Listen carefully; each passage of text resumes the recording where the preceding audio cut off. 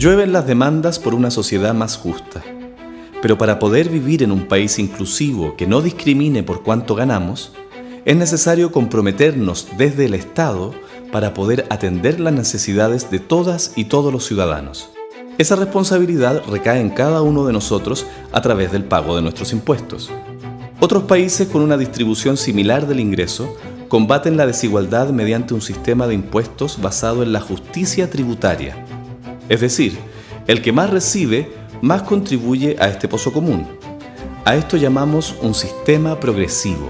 En los impuestos a las personas también hay problemas. Los que ganan más pueden contratar abogados para hacer una planificación tributaria agresiva, que es una manera elegante para definir los malabares legales y contables para no pagar y eludir.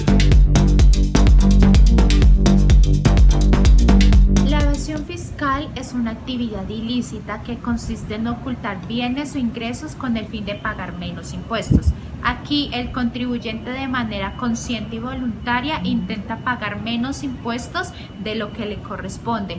Esta actividad ilícita puede traer graves consecuencias al infractor como multas, inhabilidades y cárcel. Se pueden definir varias conductas para tal fin. Primero, ocultamiento de bienes. Segundo, ocultamiento de ingresos. Tercero, aumento ilícito de gastos deducibles. Y cuarto, adquisición de subvenciones injustificadas. Por todo lo mencionado anteriormente y por más agravantes, se genera lo que se conoce como tax gap o brecha fiscal. Entiéndase brecha fiscal como la diferencia que se da entre los ingresos tributarios públicos potenciales y efectivos como consecuencia del robustecimiento de la evasión fiscal, es decir, la diferencia entre el recaudo tributario potencial y el recaudo tributario efectivo que se da en una economía.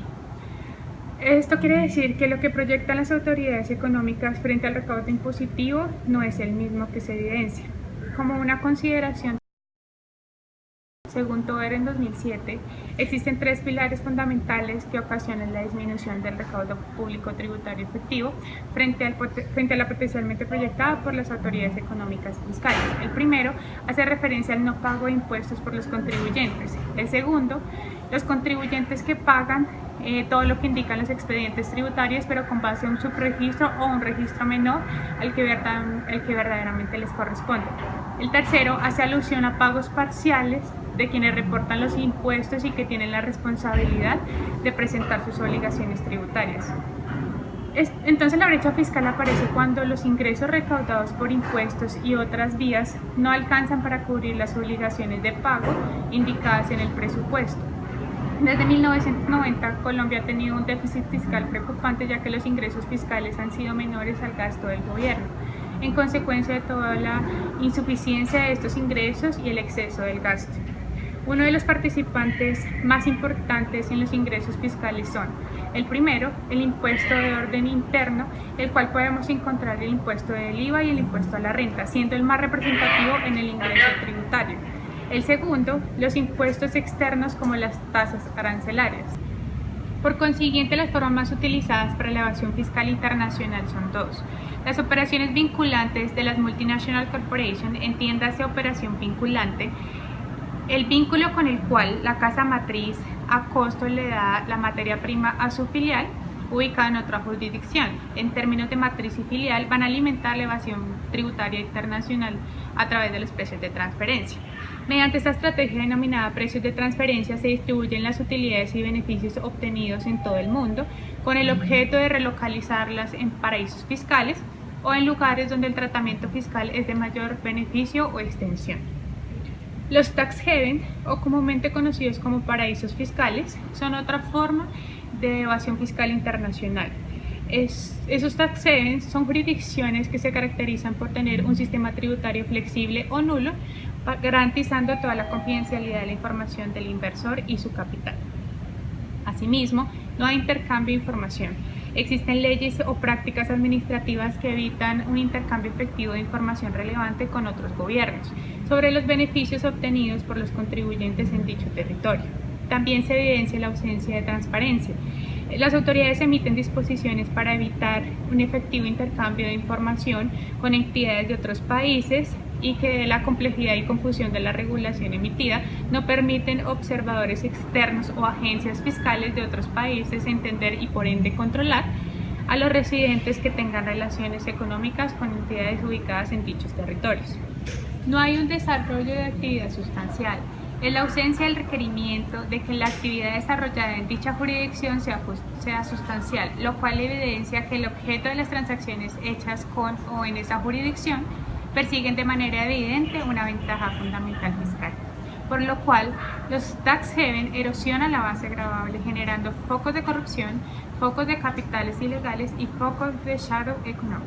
El primero corresponde a la economía sumergida de actividades que realizan potenciales contribuyentes de un país para no pagar impuestos, por lo que su actividad sale más económica, produciendo así una competencia desleal e ilegal respecto a empresas que realizan su actividad económica en regla. A su vez, al no pagar impuestos, realizan fraude laboral porque contratan trabajadores en negro, es decir, sin control de la administración o de manera ilegal. Respecto al segundo foco, el poder corrupto del dinero también se hace presente en las estrategias de evasión de divisas que se generalizaron alrededor del planeta en las últimas décadas, ampliando la economía subterránea que desvía dinero a los paraísos fiscales u offshores. Los casos recientes de evasión son los Panama Papers y los Paradise Papers. Estos son reveladores porque ponen en evidencia a las élites latinoamericanas y europeas con estas prácticas lesivas. Y por último, el tercer foco comprende todas las actividades que se escapan del control de Hacienda y al de agencia tributaria. Es lógico que estas actividades no contabilizan directamente en el PIB de un país y crea altos volúmenes de desempleo. De hecho, varios de los empresarios se aprovechan de estas prácticas para llevar su economía sumergida. Para comprender mejor este vehículo de evasión fiscal internacional, nombraremos una de las firmas o bufetes de abogados más conocidos como Mossack Fonseca, el cual fue creado por Jürgen Mossack y Ramón Fonseca Mora, con nacionalidad panameña, y con una afinidad directa con el gobierno panameño. Esta compañía tiene filiales en 44 países, los cuales buscan o su objetivo principal es eludir impuestos, generar una evasión fiscal y por último una corrupción bancaria. Pero, ¿qué personas son las que ingresan a este mercado? Básicamente son tres tipos de empresas, que son los bancos, las empresas transnacionales y por último las personas naturales con un nivel patrimonial muy alto. ¿Qué servicios prestan estas compañías como Mossack Fonseca? Básicamente buscan asesoramiento de inversión, asesoramiento en temas de derecho comercial y por último asesoramientos en temas fiduciarios con el fin de controlar y administrar los recursos de estos inversionistas para poder generar una evasión fiscal dentro de dicha jurisdicción como lo es Panamá. ¿Qué ofrecen estas compañías? Básicamente son servicios y productos con la finalidad de generar un ocultamiento y que las jurisdicciones o residencias donde están los inversionistas no tengan esa capacidad para reconocer qué están sacando del país o qué activos están saliendo del país para invertirlos en estos paraísos fiscales. Y los llamamos también como offshore o sociedades pantalla. ¿Por qué siguen activos los paraísos fiscales? Tenemos tres consideraciones: consideraciones societarias, consideraciones bancarias y consideraciones penales. En las consideraciones societarias están la constitución o creación de sociedades de capital, pero con unas mínimas formalidades, como también el requisito de presencia de actividad en dicha jurisdicción no existe o es nulo. Y por otro tema, el tema de acciones al portador, pues es muy conocido en estos paraísos fiscales, ya que la adquisición de estos productos se hace sin tener un conocimiento de quién era el propietario de dicho instrumento o acción. En segundo paso están las consideraciones bancarias. Las consideraciones bancarias son la constitución o creación de entidades financieras, con la sujeción a requisitos patrimoniales y de confiabilidad, como también el secreto bancario es primordial en esta consideración. Y por último están las consideraciones penales, las cuales el Estado o sus territorios no contemplan en sus leyes o normas los códigos criminales que puedan tener procedencia estos capitales, ya sea de lavado de activos, corrupción, fraude o maquillaje en los balances. Cada euro que un contribuyente no paga, porque va de su dinero a un paraíso fiscal, es otro euro que un contribuyente honesto tiene que pagar o el Estado reducirá los gastos. Los paraísos fiscales reducen los ingresos de los estados y con ellos las prestaciones sociales y las inversiones. Así aumenta la crisis, el desempleo y la pobreza. Los que invierten en paraísos fiscales no son gente exótica que aparca su dinero en una isla del Caribe. Son personas y empresas que se aprovechan de las infraestructuras de sus países sin pagar a cambio. Eliminar la opacidad de los paraísos fiscales. Gravar los movimientos de sus capitales. Y eliminar las ventajas de tener fondos en los paraísos fiscales son pasos necesarios para que nuestras grandes empresas y grandes fortunas paguen sus impuestos.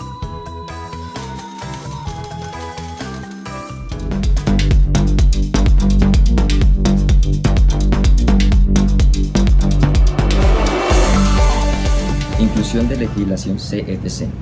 Bajo dicha normatividad, las utilidades obtenidas por una compañía ubicada en paraísos fiscales o sujeta a regímenes fiscales preferentes se imputarán directamente a la base gravable del accionista o titular de cuota representativa de capital de la CFC en su lugar de residencia, aun cuando dichas utilidades no hayan sido distribuidas, evitando así el diferenciamiento en el pago del tributo. El documento recomienda igualmente extender el anterior tratamiento a los Forest Trusts. En segundo lugar, que los métodos para evitar la doble tributación internacional no se apliquen cuando los ingresos de fuentes extranjeras se obtengan por prácticas relacionadas o vinculadas con paraísos fiscales. Adoptar una normatividad para evitar que la legislación sobre entidades controladas extranjeras no se aplique a los fondos de inversión internacional Foreign Investment Funds, como la legislación CFC, como una aplicada solo frente a sujetos residentes cuya participación en la CFC los residentes ya no constituían estas entidades directamente, sino que adquirían acciones de dichos fondos internacionales con una baja participación para evitar la aplicación de dicha legislación. Otra recomendación es adoptar normas que permitan a los países contar con mecanismos que les faciliten acceder a información sobre transacciones internacionales y operaciones en el extranjero de los agentes contribuyentes. También tenemos como seguir los principios internacionales de los precios de transferencia de la OCDE de 1995.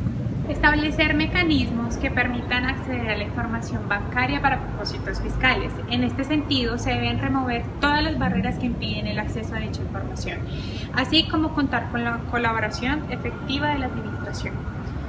Se deben emprender programas para intensificar el intercambio de información relevante para propósitos fiscales, que tengan que ver con paraísos fiscales o regímenes referentes. Se busca con ello que la información sobre paraísos fiscales obtenida por un país determinado pueda ser compartida con otros países que puedan estar interesados en las mismas. En este sentido, sería conveniente suscribir tratados u acuerdos entre países sobre intercambios de información relacionados con estos asuntos. Que en convenciones y tratados se adopten medidas para restringir los beneficios que de estos se derivan, con el objeto de evitar que sujetos ubicados en paraísos fiscales o regímenes fiscales preferentes puedan utilizarlos. Reducir la brecha fiscal para lograr robustecer los ingresos públicos tributarios, pero no aumentando las tarifas tributarias, sino capturando todos esos evasores fiscales que no han pagado impuestos en los últimos años, lo que conllevaría a una mejora en la eficiencia recaudatoria, es decir, que todos estos ingresos ponderan fuertemente en una proporción del PIB, y en una mejora de la eficiencia distributiva, de modo que todos estos recursos se distribuyan de tal forma que maximicen el bienestar social. Incluir en los tratados de contenido fiscal una lista de entidades o tipos de ingresos sobre los que no aplicarán los beneficios allí consagrados. Que los países denuncien los tratados celebrados con paraísos fiscales y evitar su celebración en el futuro. Que los países desarrollen actividades coordinadas tendientes al control sobre los ingresos que provengan de prácticas consideradas como competencia fiscal novicia. Se sugiere realizar auditorías conjuntas, programas de entrenamiento, exámenes simultáneos de la información, entre otros. Tomar las medidas necesarias para hacer cumplir las reclamaciones y demandas sobre impuestos de otros estados. La OCDE concluyó que la utilización de paraísos fiscales con propósitos tributarios se incrementa cuando no se procuran escenarios de apoyo para hacer cumplir las peticiones de otros países. Lo anterior surge por la preocupación sobre el cumplimiento extraterritorial de las demandas sobre asuntos fiscales. Emitir una lista de jurisdicciones que se constituyen como paraísos fiscales. Que los países que tengan particulares vínculos políticos o económicos o de otra clase con paraísos fiscales se aseguren de que tales vínculos no contribuirán o promoverán la competencia fiscal novicia. Promover principios y prácticas sobre la buena administración fiscal. En la actualidad, Colombia tiene acuerdos con España y Chile dentro del tratado para evitar doble tributación y con los países miembros del CAN. Pero hay que ser consistentes que para un estado como Colombia, en desarrollo, consolidar vastas redes de información resulta ser especialmente difícil. La OCDE lo ha conseguido debido a que dicha organización reúne en su mayoría a países con gran capacidad de negociación en el mapa político y económico internacional. Por tanto, ante las dificultades para obtener cooperación, el Estado colombiano tiene que seguir desarrollando medidas unilaterales de blindaje fiscal que obliguen al contribuyente a relevar la información sobre sus transacciones y operaciones con paraísos fiscales. Es así como entre los años 2015 y 2017, del total de los 1.191 individuos colombianos que se ha logrado identificar a partir de la lista divulgada a nivel global, 433 normalizaron su situación, lo que ahora le permite al país visualizar 772.000 millones de pesos en activos que antes eran omitidos y pasivos que reportaban para bajar impuestos pero eran inexistentes en Colombia y en el exterior. En primer lugar, como es obvio, se debe expedir prontamente la lista de los paraísos fiscales. Para que dicha lista tenga importantes efectos, sería conveniente tener en cuenta las estadísticas consolidadas del Banco de la República sobre los países que manejan flujos de inversión de capital hacia el país. Al revisar dichas estadísticas, puede advertirse que el cuarto flujo de inversión directa en el país, es decir, inversiones en acciones, cuotas o partes de interés, provienen de Panamá y de los países de las Antillas, calificados como paraísos fiscales en las listas de otros estados. En segundo lugar, debería establecerse una legislación especial sobre la transparencia fiscal aplicable a las entidades extranjeras controladas. Con una normatividad en tal sentido, se busca incluir como ingreso gravado para el socio controlante contribuyente en Colombia las utilidades que generen dicha entidad ubicada en su paraíso fiscal. aun cuando tales sumas de dinero no hubieran sido distribuidas, evitando así la obtención de beneficios por el diferimiento en el pago del impuesto. De otra parte, en el marco de una estrategia integral para evitar la erosión de las bases gravables del país, podría estudiarse la posibilidad de crear un tipo penal cuyo hecho punible sea la evasión fiscal, con un agravante de la pena en los casos en que dicha evasión se realice mediante la utilización de paraísos fiscales. Colombia tiene carencia en el efectivo de intercambio de información o existencia de normas legales y de prácticas administrativas que lo limitan. En segundo lugar, la falta de transparencia a nivel legal, reglamentaria o de funcionamiento administrativo. Y por último, la Corte Constitucional colombiana, con la Ley 788 de 2002, mediante los cuales se faculta al presidente de la República para que estableciera la lista de paraísos fiscales aplicable en Colombia. Advirtió que dicha determinación implica un análisis diferencial de aspectos políticos, económicos, de política fiscal y de comercio exterior, que el presidente, como supremo director, tiene la ponencia y tener en cuenta en su mandato. En el desarrollo legislativo, el modelo del Estatuto Tributario colombiano claramente privilegia la persuasión sobre la persecución, razón por la que la metodología de recaudo forzado o provocado se fundamenta en el requerimiento de corregir y luego sí en el empleo de los mecanismos propios del derecho administrativo sancionatorio, por la vía de las sanciones y multas de las inexactitudes de las declaraciones tributarias. De hecho, las distintas formas de amnistía tributaria de años anteriores han procurado persuadir al contribuyente para presentar su real y efectiva condición económica y revelar su fotografía fiscal económica de forma honesta. Por eso invitan a declarar los activos aquí en Colombia y en el exterior no antes, y es importante no revelar pasivos de gastos inexistentes, así como a corregir las declaraciones y a sanear. Y cuando el contribuyente, atendiendo ese llamado, lo hacen, debe poder tener la confianza legítima de que al desnudar su situación tributaria y financiera, el Estado no lo va a perseguir, menos penalmente con amenazas de prisión. Adicional a esto, debemos tener en cuenta como tal la legislación tributaria que esté rigiendo como tal en nuestro país. En tu actividad laboral diaria siempre tienes dos opciones para elegir: la que te beneficia a ti y a todos, y la que es un perjuicio para toda la sociedad y para tu calidad de vida. Si eliges esta, la de no pagar tus impuestos, la educación pública a la que todos tenemos derecho se resiente.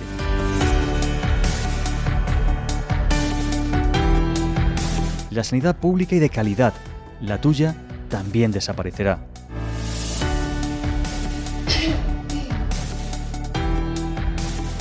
Sin el pago de tus obligaciones fiscales, el estado del bienestar no es posible.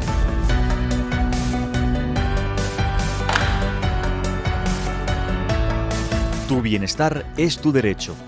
Di no a la economía sumergida.